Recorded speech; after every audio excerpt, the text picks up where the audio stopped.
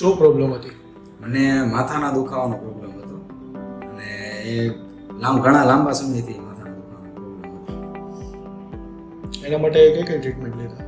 એના માટે પહેલાં તો હું રેગ્યુલર જે મેડિકલમાં જે ગોળી આવતી ને માથું દુખતું એટલે મને એ પી લેતો, ગમે ત્યારે એ લઈ લઉં જ્યારે જ્યારે માથું દુખે ત્યારે.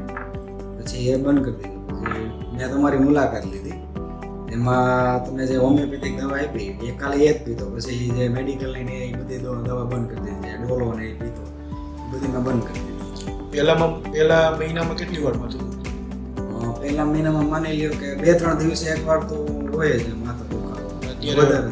અત્યારે હોમિયોપેથિક ટ્રીટમેન્ટ ચાલુ કરી પછી હમણાં જે લાસ્ટ મંથ છે આ 5મા મહિનામાં લગભગ 1-2 વાર દુખ્યું હોય તો વધારે નહીં. મેડિસિનનો એક્સપિરિયન્સ કેવો રહ્યો?